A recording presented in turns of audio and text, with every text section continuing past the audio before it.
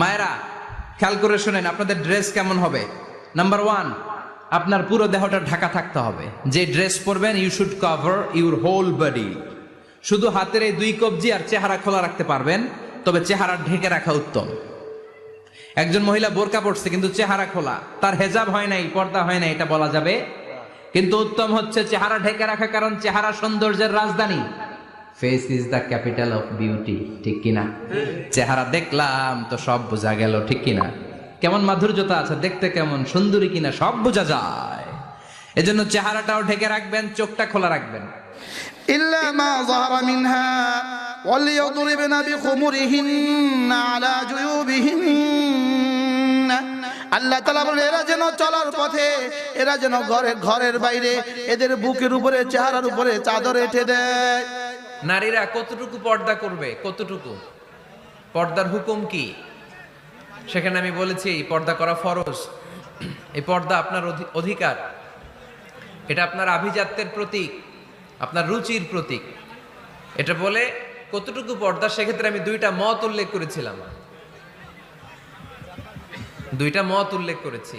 মত নাম্বার 1, সারা শরীর ঢেকে রাখবে, ফেসটা খোলা রাখবে, হাত খোলা রাখবে, এটা একটা মত। আরেকটা মত, সব ঢেকে রাখতে হবে, শুধু চোখ খোলা, তাই না? 2টা মত উল্লেখ করে আমি বলেছিলাম যে এটা হচ্ছে রুকসাত আর এটা হচ্ছে আজিমাত। আমি এও বলেছি যে এর চেয়ে শ্রেষ্ঠ পর্দার হতে পারে না, শুধু চোখ খোলা, সব ঢেকে রাখতে হবে, এটা শ্রেষ্ঠ পর্দা, এর চেয়ে ভালো পর্দার হতে পারে না। আমি নিজেও সাজেস্ট করি এটা, যে শুধু চোখ খোলা থাকবে। আবার ওই প্রশ্নের উত্তরে এও বলেছি চেহারা হচ্ছে সৌন্দর্যের রাজধানী, চেহারাই যদি দেখা হয়ে যায় তো সব দেখা হয়ে যায়, এজন্য এটা আমি সাজেস্ট করেছি। তারপরে এরা আমারে ধাক্কাইতে ধাক্কাইতে ওই মতের দিকে নিতে চায়। إلا ما ظهر منها وليضربن بخمرهن على جيوبهن। আল্লাহ তাআলা বলেন, এরা যেন চলার পথে, এরা যেন ঘরের বাইরে এদের বুকের উপরে, চেহারার উপরে চাদর এঁটে দেয়।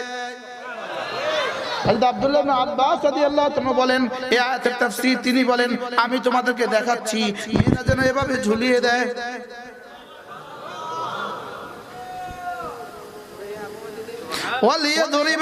وليضربن بخمرهن ওরা যেন ঝুলিয়ে দেয়, বেখুমুরিহিন, তাদের ওড়না, আলা জুয়ুবিহিন, তাদের বুকের উপরে। ওরা যেন, আব্দুল্লাহ বলেন, আমি তোমাদেরকে এভাবে দেখাচ্ছি, এভাবে যেন তারা তাদের চেহারাও বুকের উপরে চাদর ঢেলে দেয়।